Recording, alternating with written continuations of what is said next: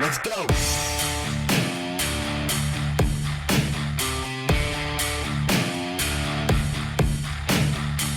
Welcome, everybody, to another episode of Halftime Adjustments. It is a beautiful Tuesday night, December 13th, and we are going into the 15th week, your playoff week. We hope you guys made it to the playoffs. If you didn't, we thank you guys for listening and sticking around. But we hope you guys made it to the playoffs. We hope that you guys listened to us and our advice, and we helped you make it all the way to the playoffs. As always, I got my best friend with me, Colton McCarley, in the house. Whoop, whoop. Hello. Yeah, I got him here, and we will dive right into the news. First things first, let's talk about some miserable Kyler Murray news. Tears his ACL in the first quarter. This was a rough one because he did it doing what he does best, running the ball, and which he didn't really do much of this whole season. And finally he gets out into open space and makes a nice juke move, and he just does it on a non-contact injury. It's rough to see, but he's done. He's probably going to be out for the rest of this year and probably into next year a little bit too. So this one's pretty rough for Kyler, but it's going to be a huge loss for his receivers, along as well as the rest of the team. Yeah, this is a pretty big loss. That is not only for fantasy purposes, but just for that team in general, a huge loss. I'm super curious to know. I'm going to do some more research on this. Was their field a turf field, or was it a like a natural grass field? Because I know there's been a lot of speculation that the turf fields attribute and sort of, I guess, contribute to the ACL tears, like Barkley had on Soldier. Yeah, I think it was a natural grass field, actually. Oh, good. So I'll have to look more. Yeah, so I'll have to look because I'm not too sure either. But I'm pretty sure it was a grass field because I'm pretty sure they were talking about it during the game. Were they? But but I don't remember. Yeah, obviously super bummed for Kyler. He is a local kid for us. We're in DFW, and he went to Allen High School. So I've always enjoyed following his career from Texas A&M, from, I guess, Allen to A&M, then his transfer to Oklahoma, now in the NFL. So praying for a quick recovery for you, Kyler. Hope you get better soon, buddy. Absolutely. Hopefully you have a speedy recovery, Kyler. Let's move on to the other side of that ball, though. With Ramondre Stevenson, who went out of the game with an ankle injury. He returned. He was able to return, and usually with ankles you can sort of return. But he was able to return, and he went out immediately after that, which is kind of concerning. There's not much news on this now. But, I mean, with ankle injuries, they tend to swell up. So that's one of those things that you kind of have to monitor. And, like, he could be feeling good one day, and then all of a sudden it swells up, and then he's going to be out. That's one that I would monitor. We'll talk about the waivers later. But, just keep an eye out for Ramondre going forward. You know, you probably need him for your playoffs, but we will answer some of those questions a little bit later. On other news, on other quarterback news, Lamar Jackson is still not participating in practices at this moment, which is not good. But I mean, the problem is that he wasn't really doing much for you fantasy wise. I know it.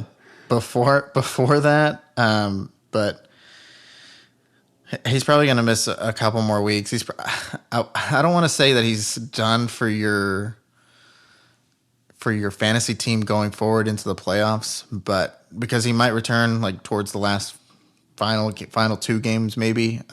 But as of right now, he's not practicing, so that's not a good thing. See, I'm going to go ahead and say he's dead in the water. Yeah. I think that he's done for the year. Now, I think for fantasy, I'll say, I think he could come back in week 17. A lot of fantasy playoffs are weeks 15, 16, 17, right? So Right. the question is, are you going to start Lamar Jackson the last week of your Super Bowl? Are you starting a quarterback his first week back who has not been productive for you?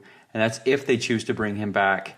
I think there's so many question marks there that even if he does come back, I don't think I'm starting him. I think I'm sort of done on him for the year. I have Lamar Jackson and I'm starting Kirk Cousins instead.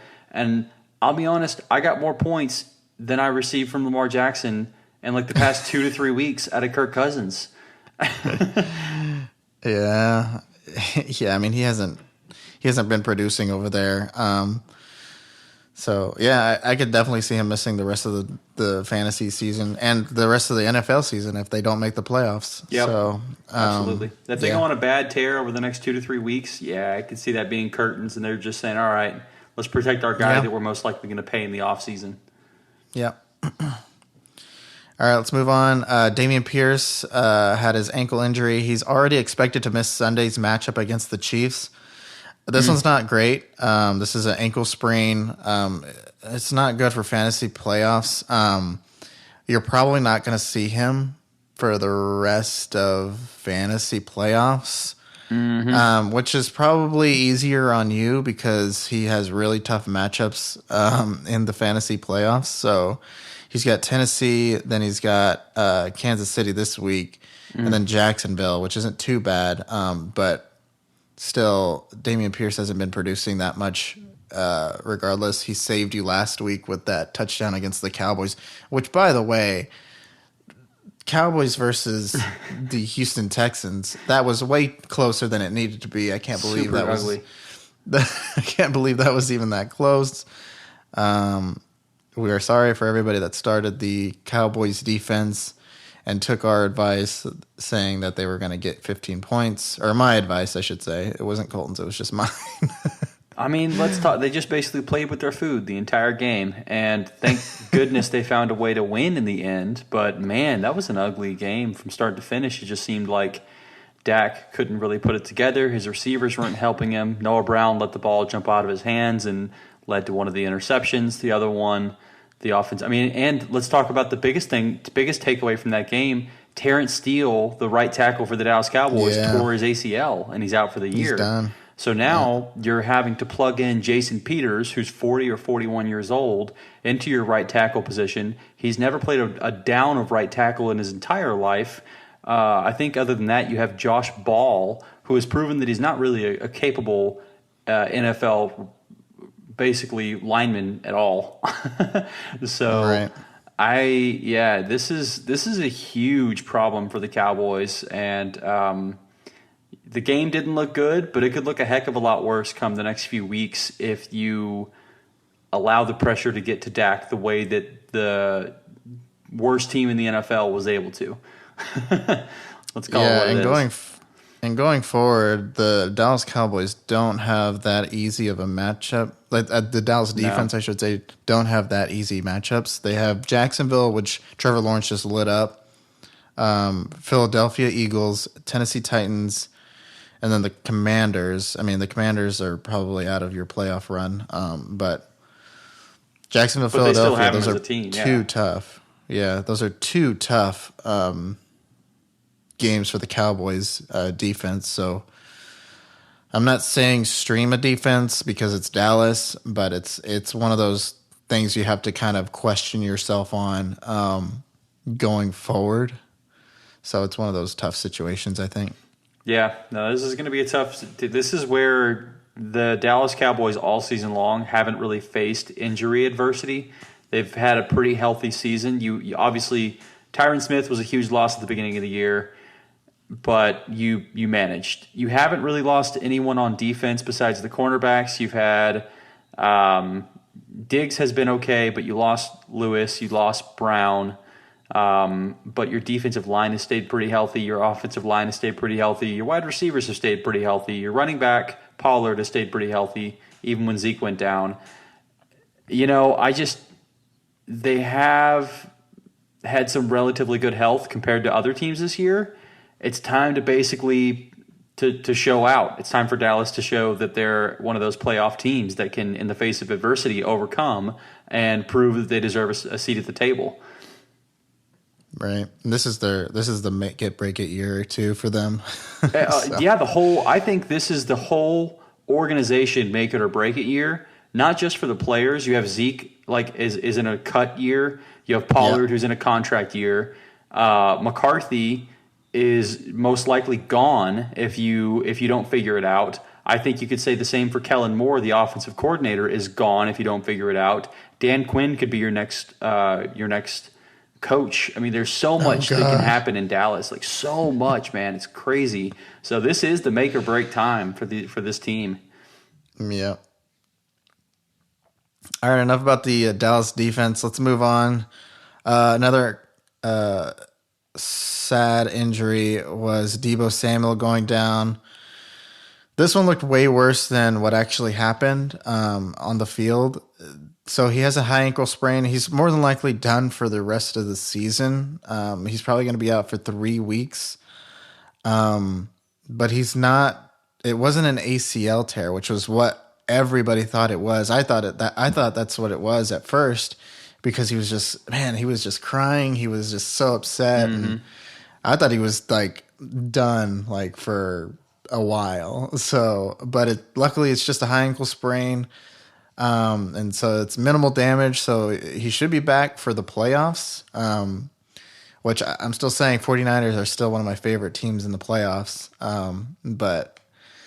Deebo Samuel, he's probably done for your fantasy season, which is too bad. Yeah, no, it's a big bummer. He hasn't really found his footing all year. You lose Trey Lance, then after that, Garoppolo goes down. They've had some tough sledding over there. So yeah. I feel for Deebo. He's went from sort of the elite talk guy to just can't stay on the field. It's really, really sad to see. Right. Another tough call, and this one's going forward too, is T. Higgins. He had a hamstring injury. He was cleared to play this last week, and then had one snap, and then didn't play the rest of the game, which sucks because he was probably started by everybody that needed him to push them into playoff contention. Yep. But we are sorry to those people that played T. Higgins and he didn't play. But it's a hamstring injury, and it's one of those lingering issues that seems to come back mid-game even. Mm-hmm. So he's day-to-day at this point. And then Tyler Boyd is also out with the finger injury, and he's also day-to-day. So what I'm hearing is Jamar Chase to the moon. Let's go. As a Jamar Chase owner, I'd love to hear it. Jamar Chase, yeah, he should be good. Yeah, he should be good to go. Yeah. It's funny because he was like the most unhealthy player, and now he's like the only healthy player out there. I know he took hit jobs out on everyone else just so he can have some playing time and catches. Oh man. All right, Tyreek Hill is also in the news with this ankle injury. He was playing through this ankle injury this last game versus the Chargers, and you could tell that he was like playing through it. Every time he went off the field, they would wrap it and put ice on it. That's insane. And then he would go back out there and then catch a 60-yard pass for a touchdown, and then come back off and then ice it again. So weird. He's so good, man. He's so good, even though he's injured. I can't believe that. Imagine if he was healthy completely. Oh, my gosh. Yeah. Come on. Let's just get a healthy Tyreek. So just monitor that situation, especially this upcoming game. I think they're going up against the Bills this week, so Jalen Waddle could get some work, even though he got very little work this past week. So Just keep an eye out for that. Yeah, I want to see the Waddle more. I love that celebration. It's my favorite touchdown celebration. We need to see more Yeah, of the no. Waddle. Yeah. We'll talk about him more later. This was a pretty interesting one. So the Cowboys don't sign Odell Beckham. Great idea, Cowboys. Oh, Good thank job. goodness. Thank Yeah. God for not signing Bullet Odell. dodged. Yes. But they signed T.Y. Hilton, who is very old. But you know what? I don't even see him. Like, I can't even find him on like the fantasy app at this point. Like, I literally can't find him. I'm over here trying to find him in the fantasy app. Did you put T.Y? Oh, it's That'll T.Y. That'll get you it's every time. T.Y. So they signed him to a 1-year contract on Monday. Yeah, I mean, maybe for a little playoff push, I guess. I mean, just helps Dak out, I guess, because Dak has never been a one receiver type of guy, and so that's why CeeDee Lamb has like kind of struggled a little bit, or hasn't. I shouldn't say struggled, but hasn't like done what Jamar Chase or Justin Jefferson have done. But this is kind of interesting. I don't really see the merit in this going forward. I think it's just another weapon for the Cowboys. So no reason to sign Ty or to add Ty to your roster. To the Wasta. to the Wasta. You know what? I actually love this move by the Cowboys. So I think what they were trying to do is they were trying to add a veteran wide receiver that can work well in the slot. And I think they found that guy, T.Y. He's really, really good, or was really, really good.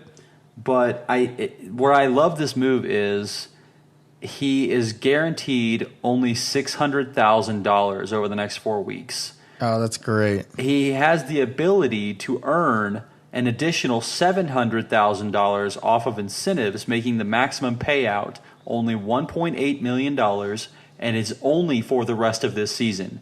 Did you hear the numbers that Odell was looking for? It was getting upwards of like $20 million for a multi-year contract.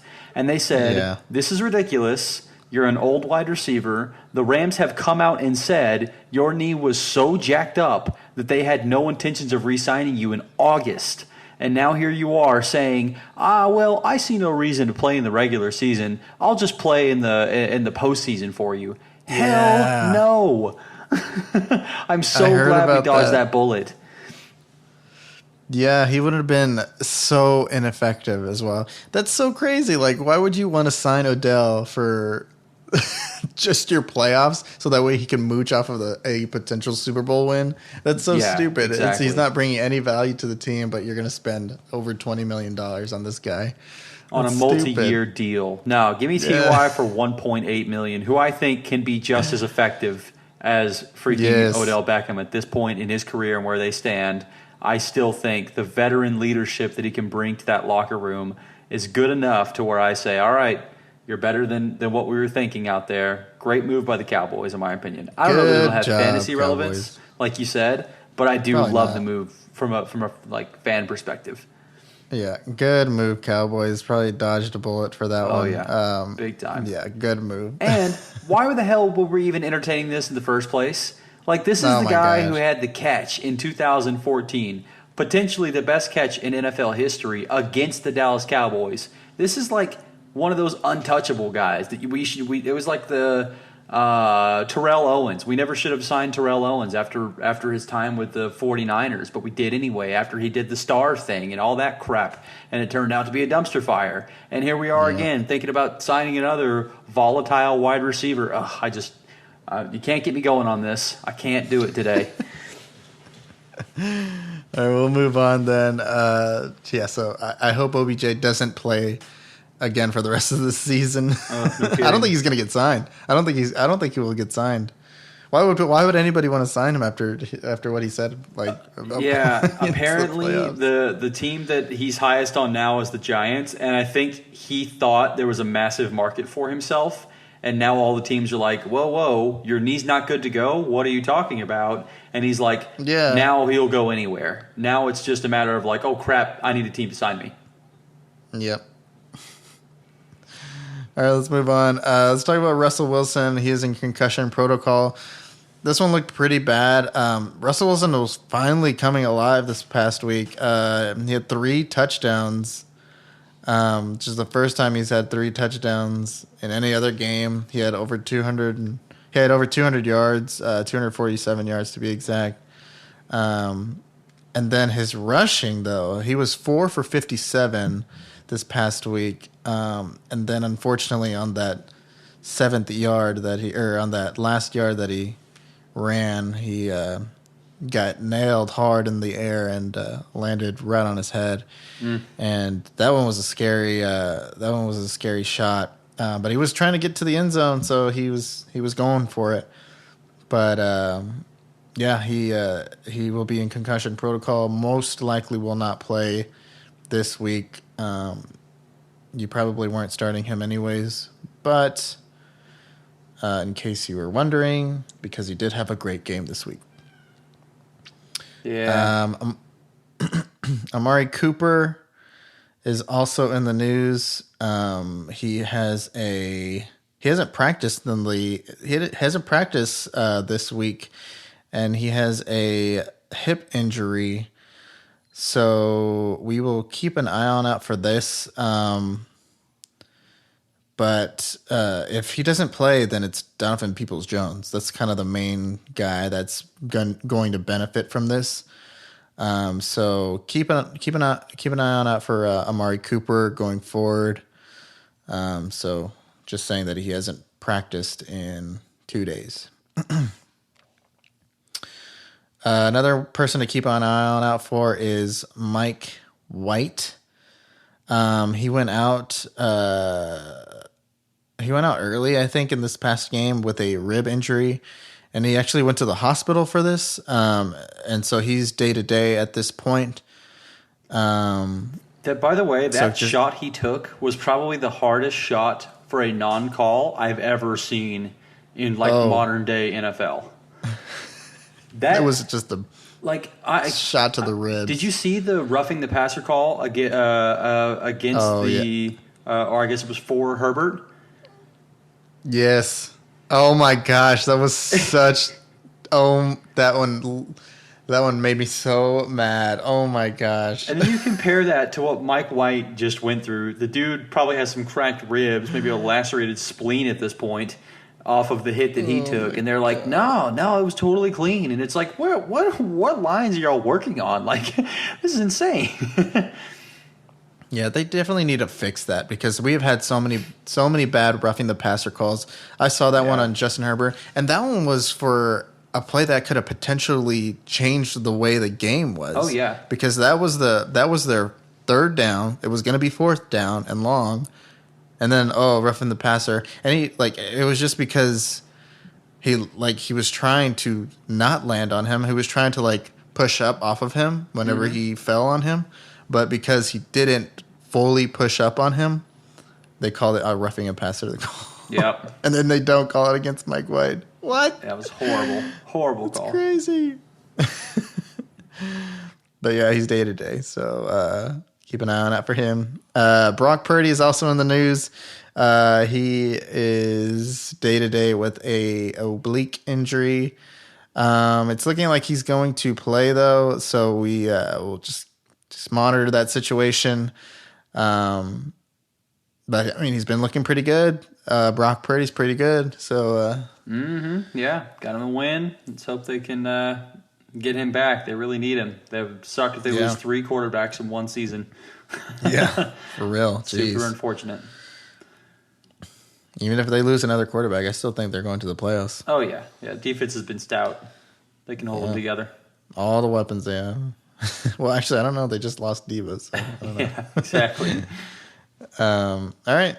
Let's move on from the news. And we'll get to our most anticipated segment. This is our playoff trust fall. Ooh. This is where we discuss players that have the biggest question marks going into the playoffs. These are players that probably brought you into the playoffs, but are now looking unreliable at this point. Look a little shaky. So they have the biggest, a little shaky. They have They have the biggest question marks on them. And we will start first things first in the fire. Let's go straight to Kenneth Walker, who missed this past week. He is in line to play this week, but it's up against the San Francisco 49ers, who have one of the best run defenses in the league. This one's a tough one because he's been super good for you going forward. He's going up against San Francisco this week, week 15. I think for me, Colton, I don't know about you, but I think the best case scenario is that he is for sure out this week. I would love it if he was for sure out, because that way you can pivot to somebody else and be okay with it, rather than being forced to play him against the really tough defense in San Francisco. You know, I am kind of out on Walker for the rest of the season. I think he's a really good player who is obviously having some injury concerns and doesn't have the best outlook for the playoffs due to his defensive matchups. I'll tell you what I would do with Ken Walker if you can spare it. Like myself, I have Ken Walker. I also have Dobbins. I have Chubb. I have ETN. I have a few different players that I can rotate through. I'm legitimately thinking about dropping Ken Walker and hoping that a playoff-ready team picks him up so that they're the one that has to deal with the issue of what he would produce. And that may bite me completely in the butt, but I think I'm out on him. I think I'm completely out on him. Yeah, it's tough. He is by far one of the toughest. I think the only week that you would be okay playing him in is week 16 against the Chiefs. But week 15, he's got the 49ers, and then week 17, he has the Jets. Oh, no, yeah, I'm bailing. I'm hitting the eject button on this one. Yeah, this one's tough. For me, yeah, I wouldn't start. I don't know if I would drop him, but I would definitely not start him against. I would definitely not start him against the 49ers, and then I would not start him against the Jets. Mm-hmm. I think there's better streaming options available. If you were one of those candidates that got an Isaiah Pacheco whenever we told you to grab him, I would much rather start him over Kenneth Walker at this point. Okay. Yeah, I think I'm with you on that one. Mm-hmm. All right, let's move on to another player. So we are definitely falling on Kenneth Walker at this point. Yep. Right? Absolutely. Okay. Next up in the gauntlet, Travis Etienne. Ooh. And this one's tough because he's been up and down, and he hasn't been. He was injured, and then he's back, and then that middle of the stretch is whenever he was so dominant. Week 5 through week 9, he just went on a tangent of just unbelievable games, and now we're seeing that dip back into what he used to produce, like from weeks 1 through week 4. Yeah, so I have a working theory on this, and let me know how far off I am. It almost seems that he was used as a stopgap for Trevor Lawrence to work through his issues to become a legit NFL quarterback. And now that Trevor Lawrence has found out how to read defenses and how to throw a ball accurately in the NFL, it's almost like the superstardom that we thought we were getting has completely shifted on that team. And you're seeing a few dominant weeks now out of Trevor Lawrence, and you're seeing a few weeks where Etienne is sort of just a role player, which was kind of what they had in Clemson together. Etienne was a phenomenal running back, but obviously Lawrence ran that show. Like, he was the guy there. And now that Lawrence is finding his footing, he's throwing to his wide receivers, he's finding his tight ends, he's finding on occasion Etienne, but like, it's not like Etienne, we have to rely on you now. It's, okay, Lawrence, you figured it out. You are the general command your people how you will. That's kind of how I'm taking this. Is I don't necessarily know what his position is going to be moving forward as long as Lawrence is playing the way he is. Mm-hmm. Here's my theory, and here's what I would do if I had Travis Etienne. So the last few matchups that he's played and that he's had pretty rough games has been Detroit and Tennessee. Mm-hmm. Those are one of the top defenses against the run. Yeah. Actually, Detroit has been coming alive against the run, and they've been stopping the run. And the best way to attack Detroit is through the air. And Tennessee, they're just good on the ground. They know how to stop run. They're the same way. They have the worst passing defense in the NFL. Yeah, and think about it. I mean, their defense goes up against Derric Henry every practice. So yeah, I mean, that's true. Tennessee defenses know what to. They already have weights against them whenever they go up against Derric Henry in practice. But what I would do with Travis Etienne, I wouldn't. If you have a better option for the playoffs besides him, because he's got Dallas and then he's got the Jets, who are both great defenses. Don't like those at all. But if you're still in the playoffs for week 17, he's got Houston. Okay. So it's a Super Bowl matchup for most people. Yeah. So this is a Super Bowl matchup, and it's one that I would definitely be chasing. You could definitely you could keep him on the bench and start your better players or who you think are going to be better. If you have him as a flex, you could flex him out for a streaming wideout. But I would keep him just because of Week 17 against the Houston Texans. Okay. Yeah. No, I like that. It's a good analysis there. But yeah, he's tough. So I am trusting him for 1 week. Just Week 17. So yeah, just Week 17. All right. I'm going to cowboy this bad boy, and I'm going to start giving you some names. All right. What about good old Saquon Barkley? Oh, man. Okay, see, this one's been tough. The Giants defense the Giants offense, I should say, does not have any weapons in the receiving game. And Saquon's receiving it hasn't been as good as it used to be. Mm-hmm. And they're not really utilizing him in the receiving game. The problem with Saquon is that every time they go up against a team, they usually get blown out. Yeah. Like Philadelphia, they got blown out. They got blown out by Detroit, and then they shut Saquon down.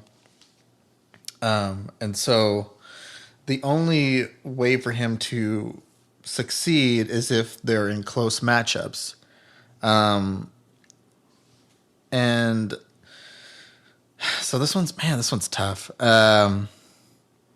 He's got the Washington Commanders this upcoming week, and he's at Washington.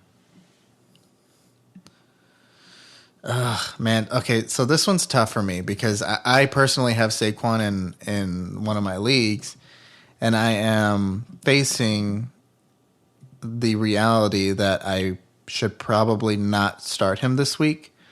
But he's Saquon Barkley. He could just burst out for a home run at any time. So this one's tough, but I think I'm benching him these next 2 weeks against Washington and then against Minnesota. And then week 17 for the Super Bowl, I think I would start him against the Colts, the Indianapolis Colts. Yeah, this one, I think I'm with you. And the only reason why is because people forget about this name, but Chase Young is due to come back this week. So they've already had a pretty good rush defense, the Commanders, and the second overall pick. People forget how good Chase Young was. He's making his debut this week. Most likely, they say it's trending in the right direction for him to make his debut. okay, that's a guy I don't necessarily want to go up against, and now you're telling me that as a team they just got even better. No thanks, I'm good. So I think I have to agree with you. I don't know that I'm starting Saquon this week. It's hard to say there's a better option out there because for most people he was probably your second round pick. So to say, unless you've just stashed running backs like crazy, I don't know who has higher upside. If you were in a position to where you're comfortable to bench Barkley because you think you have better options out there, now this probably goes for people in dynasty or keeper leagues because you have so much more flexibility when you move picks and things of that nature to create different types of teams. In redraft leagues, you probably don't have the ability to say, okay, I'm benching my second round pick in Saquon Barkley. But in our situation in the keeper league, I actually completely agree with you. I'm benching Barkley. And I'm benching Barkley in my dynasty league. I'm putting him aside, and I'm actually going to go with the next person on this list, J.K. Dobbins. I just one of them is trending up and one of them is trending down. And I think that I'm going to just wait to see something from Barkley first. And I get that, like, just because he's done it 1 week doesn't mean he'll do it again. Like you said, he could go off for 30, but he's proven a few weeks in a row now that defenses are saying, beat us any other way. Find literally any other way to make some noise, and we'll stop keying in on Barkley. But until then, we're just going to keep keying in on Barkley every single play. So that's a perfect segue into the next guy, J.K. Dobbins. I have loved this player since he's come out of college. He was phenomenal at Ohio State, and I have gone to bat for Dobbins so many times, and he faced that nasty injury in the preseason last year. He's had a long, hard road for recovery. I don't know if you saw that video that surfaced of him. Did you see that video of his of that 40-yard run that he had? Oh, yeah, and then he sort of ran out of gas at the end and then got caught. Yeah, kind of. It's not that he ran out of gas. It's that he, in order to finish off that play, the successful path to finish it off would have been to make an inside cut, which would have made him apply pressure to the knee that he's had issues with. So he had that sort of gimpy run the entire time, and he could have finished it off by making the inside cut, but he chose to go out of bounds because he doesn't trust his knee. So that's scary. He did go off for a touchdown and 120 yards, finished with 18 fantasy points, looked freaking good for a guy coming back from injury. He looked great for a guy coming back from injury. But here's the do you trust it out of this? Why did he pull up? Was it because it was knee injury? Is it phantom pains? Is he, same thing with Barkley last year. Barkley didn't fully trust his knee. Now he is this year. Is it the same thing? Does he have to get out of his own head? How are you feeling about Dobbins? So I think this is one thing that Dobbins has to learn from. I do think that he's trending in the right direction. He's trending up for sure. For the rest of the season, and especially, let me talk about for Dynasty. For Dynasty's sake, I think he's great. I think he's going to be amazing. I think he's going to be a really good Dynasty keeper. Mm-hmm. He's only 23. He's about to turn 24. I think on December 17th is his birthday. So he's coming into next year at 24 years old. That's still very young. Mm-hmm. For the rest of this season, I think he's also great. He has really easy matchups. He has Cleveland, who is the the third best defense to go up against running backs. Yep. And then he's got Atlanta and Pittsburgh, which aren't scary at all. Man, that is licking his chops on that one. Yeah, he's got some really easy matchups, and so I think J.K. Dobbins, while he is probably still fighting a lot of those fears about him re-injuring his leg or his knee, I think that's just one thing that he's going to have to sort of shake off and sort of learn on his own. Yeah. And it's probably going to take some time. It's probably going to take the rest of the season. And then it's something that he probably tries to handle off season. But I still think he's going to be good for you fantasy wise. If they keep utilizing him. And Lamar Jackson's not there, so he's probably not going to be there for the rest of the season. So they're going to have to rely on their backs. That includes Gus Edwards as well. But obviously, I think J.K. Dobbins is going to have the better year.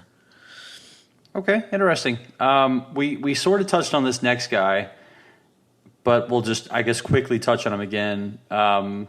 Trevor Lawrence. I mean, Yeah. he's looked great over the past few weeks. We kind of went over him, but if you're in a position to, especially if you're a guy who just lost someone like Kyler Murray, how do you feel about him being your quarterback for your playoff run?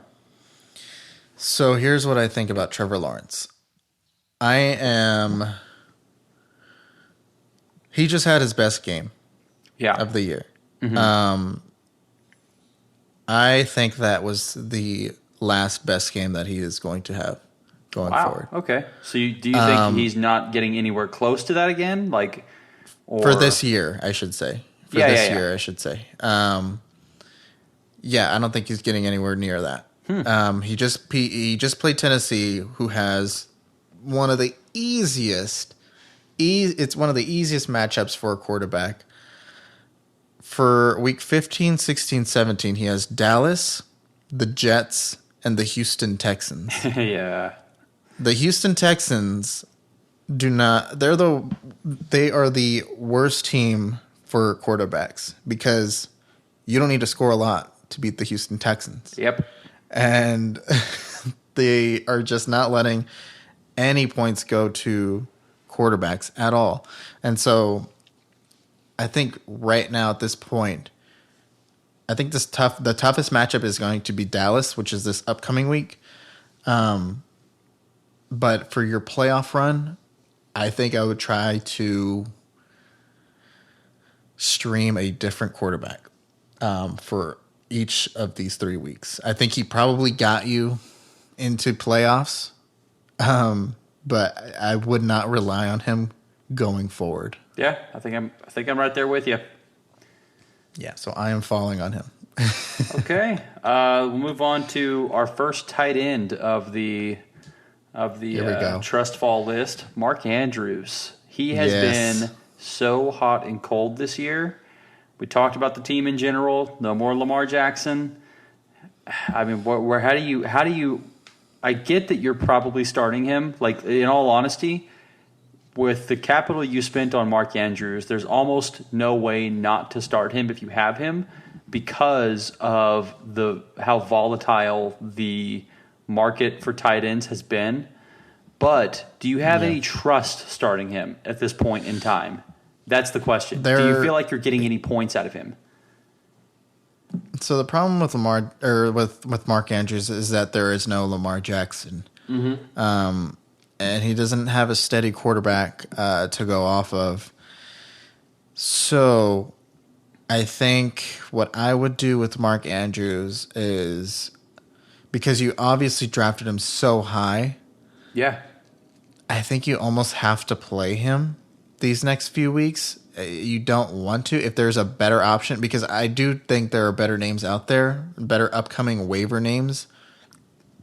I think Pat Fryermuth is better than him. I think. I wouldn't go that far. Yeah, I would go that far. I think Chigakonkwo has been rising, and we'll talk about him later in the waivers. Yeah. There's just better options at tight end now than Mark Andrews, I feel like, going forward for the rest of the year. So he's one person that I am not trusting anymore. Yeah. I can't trust Mark Andrews going forward. See, I think I'm in the same camp as you, but I think you 110% have to start him. Like, I don't even think it's a question in anybody's mind. It should not be a question in anybody's mind, at least, on am I starting Mark Andrews or am I benching Mark Andrews for Chig Okonkwo or whoever else you want to throw a name out there of. You said Fryermuth as well. Pat Fryermuth. I don't see any way that you can spend that high a draft capital. And the problem is, like, we talked about Saquon and it being okay to bench Saquon, even though you spent draft capital on him. There are running backs who have been producing a little better than him, and it has not been so volatile. The running backs this year have been sort of steady, but tight ends have been so scarce for points, and there has not been many players out there who can produce 20 points for you in this position outside of Kelsey. The second most reliable person, now granted it was with Lamar Jackson, has been Andrews. I don't know. I think you got to hold on to him. I see where you're coming from. I have him in 2 leagues, and I'm not even remotely worried about starting him. Like it's because of how bad the market is right now. So we'll see. That's an interesting name, and one that I think can be either. I think it's either like the home run shot or 0 points, like you got you last week. Yeah. So. I just want to real quick jot down a couple names because I am absolutely not trusting Mark Andrews, even though he probably did get you into the playoffs and he has been so hot and cold. Yeah. I want to quickly say a couple more names of people that I would start over Mark Andrews. David Njoku, if he plays. Yeah. Gerald Everett. Okay. Against the Tennessee Titans. I would 100% play those two over Mark Andrews this week. My mom is available. My mailman. I'd play him over him. I get it. I understand. You hate the guy. Play my dog over Mark Andrews. Luis Barraza can play better than this guy. Listen, I get it. You don't like Andrews. That's fine. That's fine. Yeah. The hate stops here, though. Tough. The hate stops here. We defend Mark Andrews around here. Okay. All right. We're gonna rattle off some of these names. We got to rapid fire some of these guys. We're low on time here. So I'm going to hit 2 wide receivers, same team, pretty bad situation. Hopkins Brown, Hollywood Brown, DeAndre Hopkins. I'm fading both of these guys. I think for the rest of the year, there's just Colt McCoy's not the guy, and he proved it last night. So it's going to be hard. I see your point. I'm not fading Hopkins. I'm fading Hollywood Brown, though. Yeah. I think Hopkins is probably going to have a better rapport with. I think Hopkins can have a good rapport with any quarterback, to be honest. Yeah. Just because he's so good. But I think Hollywood is going to take a pretty hard hit from this. But they go up against the Atlanta Falcons in your Super Bowl, and then they go up against the Tampa Bay Buccaneers, which isn't too bad of a matchup either.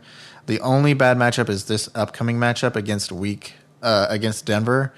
Oh, yeah, you don't want that mess. Not right now. So that one is a tough call. There's probably better streaming options than those two. But I wouldn't fade on Hopkins just yet. I would definitely fade on Hollywood, though. Okay. DeAndre Swift. Yeah, this one's tough. DeAndre Swift has been a huge question mark these last few weeks. Yeah, he's been very hit or miss. It seems like they don't know what direction they really want to go. It seems like they really like Williams. Obviously, he's scored 14 touchdowns for them this year. But here's what I'm wondering: if they recognize that Swift is the future for this team. I'd be curious to see what Jamal Williams' contract looks like for the rest of the time on this team. Right. Let's look it up real fast. I'm curious to see his contract. That's his name, right? Jamal Williams? Jamal Williams, yeah. Jamal Williams. Quick thing that I'll add while you're looking that up. Swift has a tough matchup this upcoming week against the Jets, but then he's got 2 really easy matchups against the Panthers and the Bears. The one question mark, so he had an amazing week 13 against the Jacksonville Jaguars, 14 rushing attempts for 62 yards, a rushing touchdown, 6 targets, and then 4 receptions for 49 yards. But then week 14, only 6 rushing attempts, 4 targets, 3 receptions. So the numbers went down just drastically. I mean, it's one of those tough situations where I don't know what direction they're trying to go with Swift. Okay, this is interesting. This always makes me wonder. You never know in the mind of an NFL team, obviously, but Williams is an unrestricted free agent next year and is turning 28. After a 14-touchdown season, potentially ends up being 15 or 16. Do you think there's a shot they let him walk and DeAndre Swift is the man next year? and they're just using him while he's available and trying to keep the workload off of their future bell cow. If that's the case, I think I'm sort of out on Swift the rest of the year, just in all honesty, no matter what, because there's been this vulture of a running back on the same roster, and Amon-Ra St. Brown looks like he's coming into himself. Jameson Williams, who I believe that's their first-round pick at wide receiver, he found the end zone this past week. There's just too many mouths to feed, and it seems like Swift's not high enough up the totem pole to be considered one of those heavy hitters right now. I think I'm passing up on him. I think I would fade him too, to be honest. He's one of those candidates that he hasn't done enough for you in the regular season at this point to be fantasy relevant. Hasn't justified I think I would fade him too at this point. All right, I'm going to give a 2 for here because, again, we got to move on a little bit. Yeah. They play for the same team, so it works. Tua Tagovailoa, I think I'm saying that right, and Jalen Waddle. So Tua is very interesting. He has by far one of the worst schedules in the in the playoffs. He's going up against Buffalo this week, which is not easy now that they have White back. And then he's got Green Bay, and then he's got New England. So this is probably one of the toughest matchups for Tua. He's coming off of one of his worst weeks. Tyreek Hill is probably the only person that's seeing light out there. It's hard not to bench, or it's hard to bench Tua, but I think going forward, if you have better options at quarterback, I think I would start Geno Smith over Tua, because I'm in that situation right now specifically. Yeah. I think at this point I would start Geno Smith over Tua going forward. I'd start Kirk Cousins over him too. I think I'm right there with you. I do think you have to start Jalen Waddle. I think there are too many teams out there that have to pay so much attention to Tyreek Hill, and it's becoming so glaringly obvious that I think it's now the Waddle show for a bit. Maybe a few weeks here, he starts to rattle off as the secondary wide receiver, but he's going to benefit greatly from Hill being across from him against these matchups that he has going in. Like all these teams we're talking about, the Bills, they have one standout cornerback and they have one standout safety. So that's probably all going to Tyreek Hill. You talked about Green Bay. They have one standout cornerback. And what is his name? Why can't I think of it? Jair Alexander. Yeah. And for the New England Patriots, they have one standout in McCourty. But all of that goes to Hill. There's such a great opportunity for Waddle to have a really good win you your league type of run here, and I'm here for it, and I'm going to ride it out. Yeah, I could definitely see that. I think for the price that you paid for Waddle too and what he's done for you, I think you could see flashes of what he's done. I think he'll probably have his best week next week against Buffalo. I think that's probably where he'll have his best week. Yeah, I can see it. But yeah, I would stay in the trust column with Jalen Waddle going forward. Okay. This is an interesting name. You wanted to throw this one on here, and I agree it's an interesting name, Nick Chubb.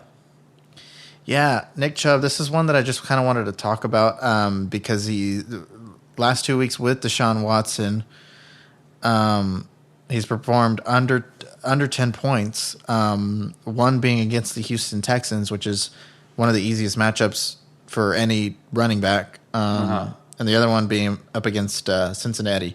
Going forward, he has Baltimore, New Orleans, and Washington. These are all three really tough matchups against running back, and so he's been great.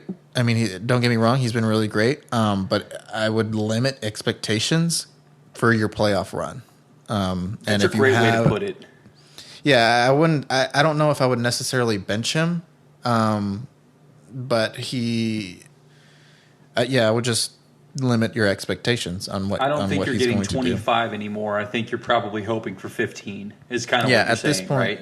Yeah, at this point, you're hoping for 15. I think that's probably the best case scenario in your playoff run. Yeah, makes sense. Okay, throw you another name here. What about Kittle? Yeah, George Kittle. This one's tough. So he has been very hot and cold as well. He's had flashes of really dominant weeks, and then he's had flashes of weeks that he just blocks the whole game. Yeah. This past week, it was one of those. It was one of those weeks where he's just blocked the whole game. He has such good matchups. The only matchup that's bad for him is Week 16 up against Washington, who is the worst team for tight ends. But then he's got Seattle this week, and then Las Vegas in Super Bowl week. So I think 15 and 17, you're starting him. Week 16, if there's a better option at tight end, you're starting them or you're streaming them. Yeah. Yeah, I can see that too.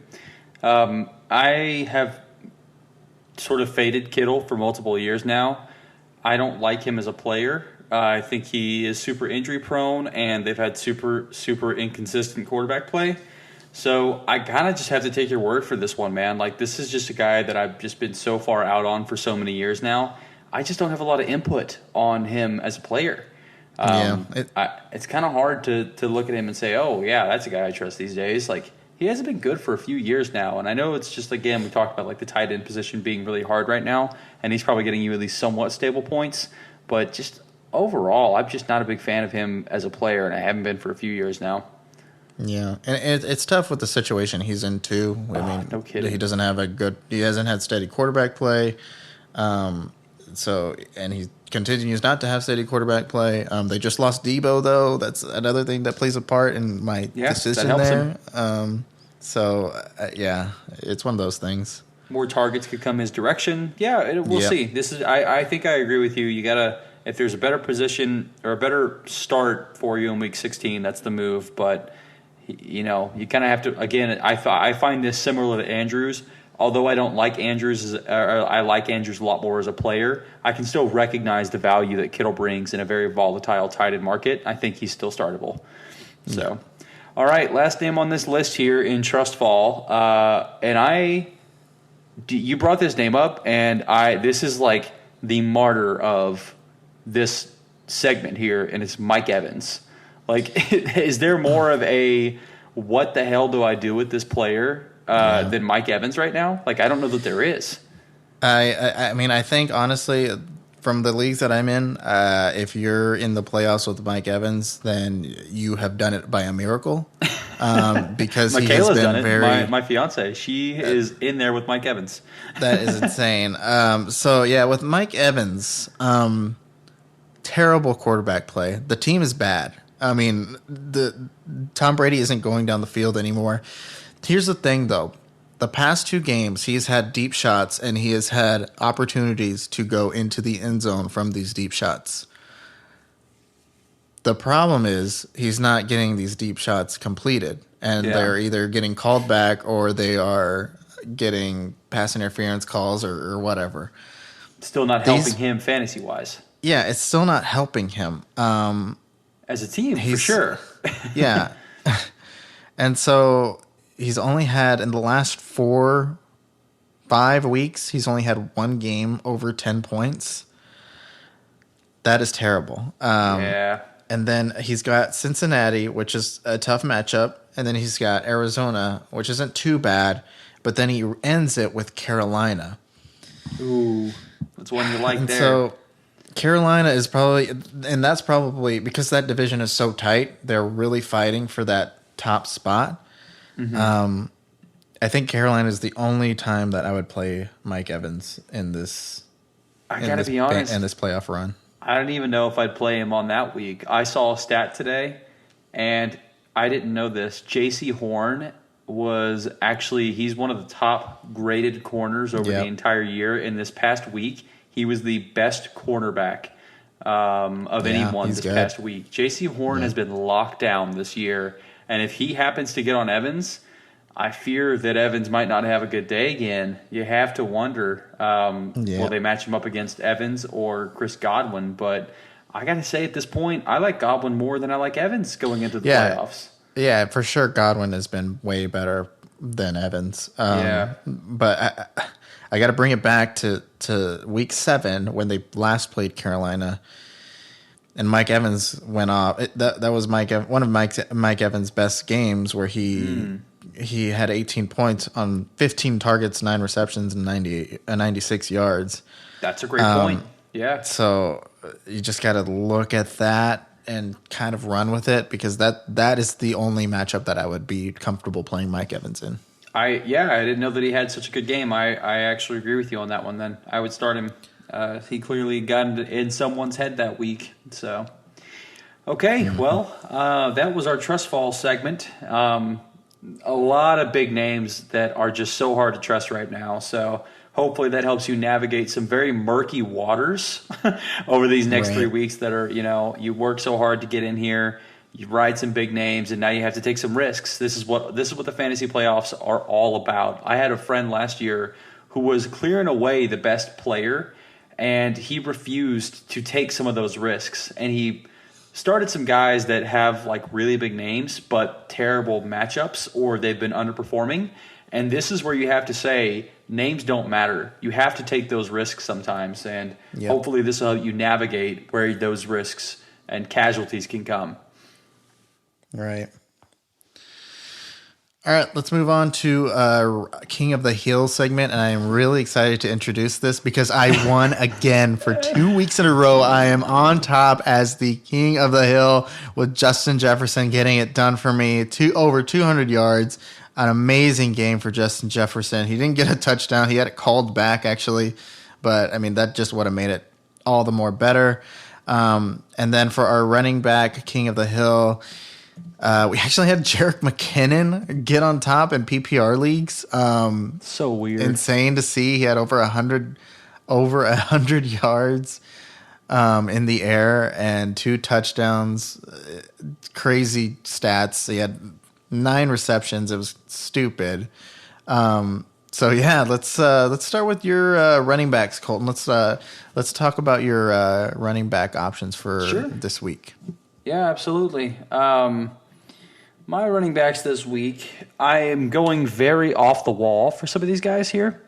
I'm going to go with my Prince of the Hill is Tony Pollard. And that's a bit of an odd one, but I think that he could have a really good game this week. And he has sort of been a PPR monster. So I could see him just having one of those crazy high volume games that propels him to the top. For my running up the hill, I'm going opposite. A guy that gets not a whole lot of PPR work at all, J.K. Dobbins. We talked about his knee. I'm a little bit afraid, but I don't like getting players' jerseys from teams that are not on the Cowboys. I might get a Dobbins jersey. I love J.K. Dobbins as a player. I don't know what it is, but he's I think my favorite non-Cowboy player, and he has been since he's entered the league. And he's done nothing to earn that love, but I love him, and I hope that he has nothing but success. So I'm riding with Dobbins this week. Yeah, going forward, J.K. Dobbins should be great. For my running up my Prince of the Hill choice, I'm going with Christian McCaffrey. He's done it. He almost got it again this week, but he didn't. He was right behind Derric McKinnon. Going up against Seattle with Debo going down, I think this is a really easy. It should be an easy matchup for Christian McCaffrey. He has been doing everything. Hopefully he stays healthy, so that way he can do it. And then for my running up the hill choice, I'm going with Isaiah Pacheco here, going up against the easiest matchup for running backs, the Houston Texans. I think Isaiah Pacheco should have a great killer game against the poor running defense of the Houston Texans. Yeah, I'm not going to lie. I like all of your picks this week. All of your picks, wide receiver and running back. I love them. I think they're awesome. They're so good. I mean, I've been right 2 weeks in a row. So here's what I'm going to do. Okay, I'm going to. If you'll allow it, I'm making a last minute audible. Are you cool with that? And I'm jumping off of on my wide receivers. I had as my Prince of the Hill, Jalen Waddle, but I'm pulling the ace from the sleeve, and I'm going Justin Jefferson. Wow! I'm gonna do it. I'm gonna call the name. I didn't pick him last week, so he's available this week. He's going against the Colts. It's a Saturday game. I'm going ace up the sleeve. Come Saturday on, game. JJF. Kirk Cousins in prime time. That's not prime time. It's a 12 o'clock game. He's fine. He can have his butter that's a squash safe play. soup or butternut How soup. mad whatever. are you going to be if it's Jalen Waddle, Colton? Listen, How high risk, mad are you high gonna be? reward around here, and I'm going J. Jeff. And speaking of high risk, high reward, my running up the hill, Mike Williams. Mike Williams. I love Mike Williams this week against the Tennessee Titans. I think he's going to have a great week. Yeah, it's his time to shine. Yeah, for real. But again, your picks just blow mine out of the water. I don't know. I wouldn't say that so soon. For my Prince of the Hill, I have AJ Brown up against Chicago. If Chicago Bears can somewhat keep up with the Philadelphia Eagles, I feel like this could be a high scoring game, and the best player is going to benefit from this, and that's AJ Brown. God, I love that pick. I love him this week. And for my running up the hill, I have Brandon Ayuk. No Deebo Samuel anymore. Brandon Ayuk against the Seattle Seahawks. I think that should be a really good matchup for Ayuk. Mm-hmm. So, yeah, I love Ayuk this week. Great picks. I love them. I think all four of your players has that potential to go off this week. So Maybe I can get 3 in a row. Oh my God, that'd be insane. Yeah, you almost need a bonus point if you pull that off. We should discuss that next year. Bonus points for hitting 3 in a row. Yeah, yeah, for real. Not this week, of course. Not this year. Yeah, no shot. Not this year. Yeah, No. All right, let's move on to our waiver segment. First one on the list. This guy has been unstoppable these last few weeks. He's proven it time and time again. Evan Ingram. Oh my goodness, this insane week that he just had. Over 160 yards, 3 touchdowns. 3 touchdowns? Give it to ETN. Dump one off to ETN or something. Jeez, 3 touchdowns? Yeah, Okay. he ate this week, and what I love about what is starting to develop here is he's getting good targets. Like his targets are very, very solid. So yeah, I really like him this week. And moving forward into the playoffs, looks like he's starting to do pretty good. So yeah. Limit your expectations this week. He's going up against Dallas, but into playoffs against the Jets and Houston Texans, who aren't as good against the tight end position. I think he should be a solid player. Yeah, agreed.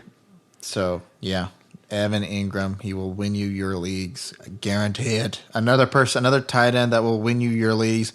And this one Colton doesn't know too much about, so I'm going to kind of go off of it a little bit. It's Chigakonkwo for me.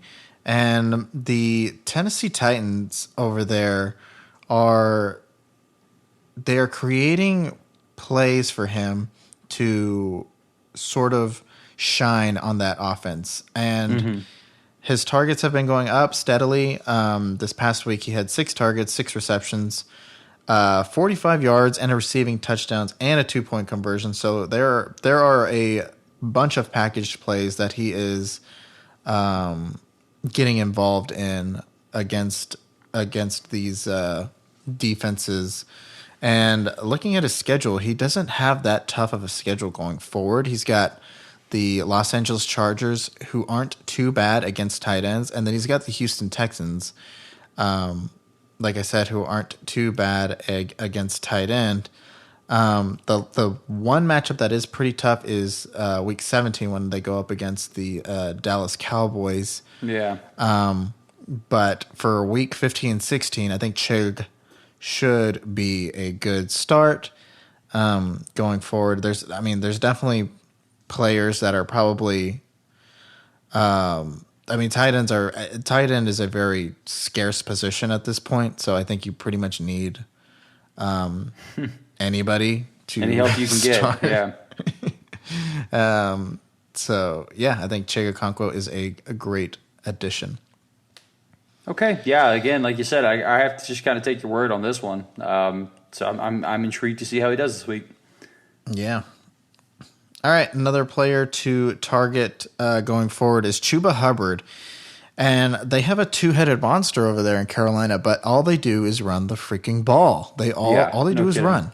They don't pass anymore, it seems like. And so Chuba Hubbard and Deontay Foreman should both produce good, solid numbers. This past week, he had 14 rushing attempts for 74 yards and a rushing touchdown. I think he should have a good week 15 against the Steelers.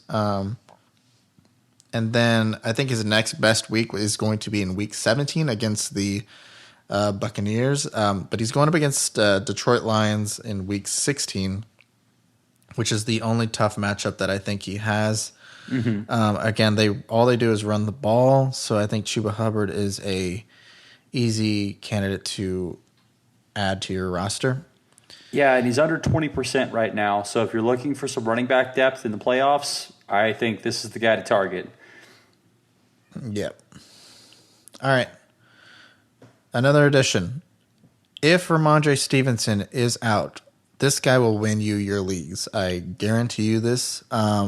Damian Harris. Look out for him. Dropping the guarantee. I guarantee you he will definitely win you your leagues. Damian Harris, if he is healthy, whenever Ramondre Stevenson is out. He has been the number one guy over there for a while before Ramondre Stevenson came in. Yeah. So if Ramondre misses any time, and if it's like a serious injury, Damian Harris is going to produce great numbers. And then the matchups that he has, Vegas, Cincinnati, and Miami. Not too hard of matchups. No. If not Damian a bad Harris... schedule. Yeah, not a bad schedule at all. If Damian Harris is out, Pierre Strong is the next man up. He went off this past week. He only had 5 rushing attempts for 70 yards. Oh, wow. That's crazy. So that is great on paper. And then 2 receptions for 20 yards. So he is getting some of the passing work. So, yeah, Pierre Strong if Damian Harris does not play. Okay. Yeah, I like it. All right. Streaming quarterback option for this week only is Mike White. Mike White has, hopefully he can stay healthy. He can come back from this rib injury and be 100%. Just monitor that. But up against Detroit this week is a really easy matchup for him. I think all of the receivers in Detroit should feast. Elijah Moore, Garrett Wilson, Corey Davis, if he's healthy. I think Mike White, and Mike White is going to be in the center of all that. So I think he is a really good option this week. If he plays, hopefully he can stay healthy. Yeah, he seems to have developed a really good relationship with a lot of these wide receivers. Zach Wilson, I don't know what it is about Zach Wilson. He just seems to rub the locker room the wrong way. I don't know if it's like a privilege thing or what, but like guys don't seem to like him in the locker room. So, yeah, which is weird. We actually had Mike White as a Dallas Cowboy for a bit, and he did not play like this. No, he didn't. So I'm happy to see him developing, and he may be what the Jets look to as a long-term solution if Wilson cannot pull it together and find some just any bit of cohesive locker room relationship building, like anywhere. It seems like he's not finding it. So, and everybody's like, "Oh, I'll run through a brick wall for Mike White." So, been really interesting to see, and I like him this week as just the spot start. Yep. All right, a streaming defense this week. The best one is the Packers. The Packers have a pretty steady defense. Going up against the LA Rams with the new addition of Baker Mayfield. I don't think Baker Mayfield is... Baker doesn't mind giving up the pick. Listen, he doesn't like... He's a high risk, high reward, and it worked for him last week, which is only going to bolster his confidence. And this is the type of week that he'll be put flat on his ass And it could just go horrible for Baker having to play from behind against someone like Rodgers. Like I just see so much going wrong for this team this week. I could see the Packers coming out of this with 15 to 17 points for you. One of those type of games. So, watch out. Or Baker could absolutely torch them and throw for 300 yards and a 98-yard comeback from behind victory type situation. You know, he could do that. What's more likely is he throws for a few interceptions and one of them is ran back for a touchdown. Right. So, I agree. Packers, great start this week. Yeah. This is the easiest matchup that the Packers have had. So they have been up against a lot tougher offenses, and this is one of the easiest ones that they've been up against. I think the Packers are a smash play this week. And they're playing Monday night too, so let's go. Those are normally if you need some extra points for that winning game, I think Packers should do it for you. Heck yeah. All right. I think we covered it all. Coltski, I think we got everything. Anything else you want to add before we jet out of here? Best of luck in the fantasy playoffs. We work all year to get here. It seems like the season has flown by. I've loved every second of it. Best of luck to everyone who's playing. Hopefully, I will say this one last thing. Derric, you're the one person I don't wish luck to this week. I need you to lose, and I need you to lose by a lot. Derric is one game ahead of me. The top 4 teams in our league go into the playoffs, and he is the person that if he loses and I win, then it'll come down to points. Oh man, it's just so much has to go right. But man, I wish you the worst of luck this week. I really need you to lose, man. This is for this our specific situation for everybody listening. I am one game ahead of Colton. He needs exactly 24. No, wait. Let me do the math right. 34 more points than me. Oh God! And I have to lose. So in order for him to get into the playoffs, so there is a chance that it happens. There is a legitimate chance that it happens. I could get the loss this week for sure, 100%. The guy that I'm going up against he's been putting it on. Yeah. But you got to also win your match as well. So and let's be honest, we're spending all of this just to be fed to the team that's outscoring everybody by like 40 points each week. So I don't even know that it's worth having all of this pain just to ride that high to an instant low whenever the number one team, Stephon, just absolutely crushes you into the ground. Yeah. Yeah. So it's going to be a tough situation. So we'll see. We'll definitely give you all a recap next week on how this went. Yeah, absolutely. Thank you guys so much for listening. We appreciate everybody tuning in, and if you are out of the playoffs, I'm so sorry, but thank you so much for listening all the way through. We will definitely keep going after the regular season is over. We have some playoff, like actual NFL playoff podcasts that we will be diving into later in the next following months. And then obviously the Super Bowl will be following everything leading up to the end of the season, and then obviously the off season and the draft as well. Everything to prepare you for next season and so on and so forth.